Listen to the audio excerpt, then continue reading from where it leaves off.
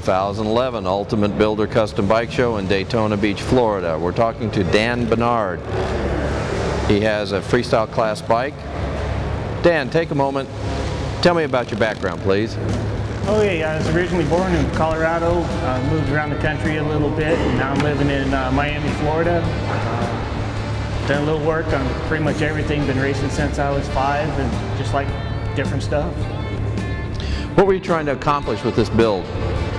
Well, I wanted a high horsepower chopper, and you know, $10,000 for an S&S, 140 horse motor was just way out of my budget. So I bought the Honda CBR 900, and it's 150 horse at the wheel, and I got a crazy chopper.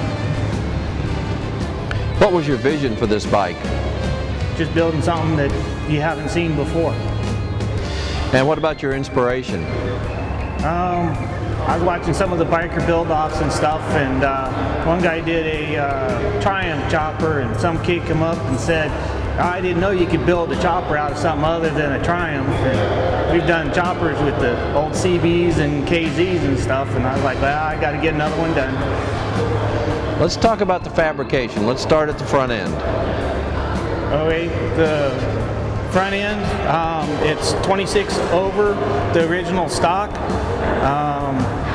I had to build the mounts for my brakes and fender. It's a 16-inch front wheel, which came off of the sport bike itself. I also had to build all the bearings and stuff in the head tube to make the front end go on. Is that the stock brake and rotor? Yeah, stock brakes and rotors. Let's move back to your the handlebars. Okay, the handlebars, I've got Yanashiki grips, which I've customized with the conches on the end with the skulls.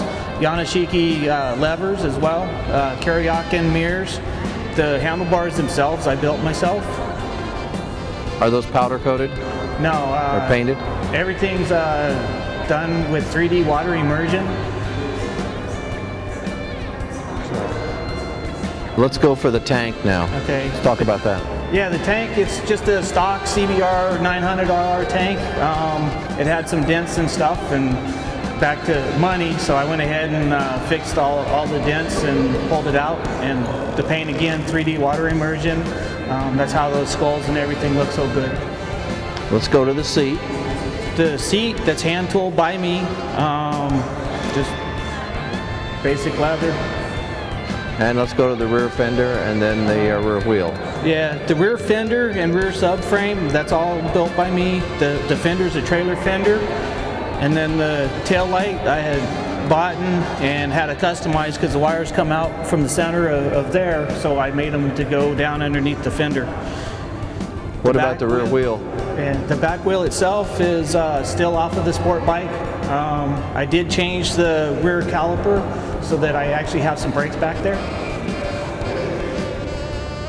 And then you did the swing arm also? Yeah, the swing arm is stretched 4 to 6 over so that I had a place to sit, otherwise I'd be right on top of the tire. All right, let's talk about the engine. Okay, the engine, just a stock Honda CBR 900RR. I put a set of K&N air filters on it. It's got an aftermarket set of pipes that I've chopped up so that they go just straight down and dump out the bottom. Let's talk about the water immersion paint. What was your inspiration for using that? Well, a friend of mine had gone down to Classic Trims and had part of his car done, and it looked really neat. He did carbon fiber with it, and I started looking up what different patterns they had, and I saw this skull pattern, and you know, skulls with the blood red. I just thought that was pretty neat, and Classic Trim did an awesome job of doing the paint work on this. Which companies were instrumental in getting your bike finished? Classic Trim for the paint, Yanashiki for and Karayakin for the couple little trinkets that I put on it, and everything else is me. If somebody'd like to get a hold of you, is there a way they can do that? You can look, my email is kegmaster, as in KEGMASTER, @att.net. You can look that up on Facebook or just email me straight through that. Thank you, Dan. Thank you.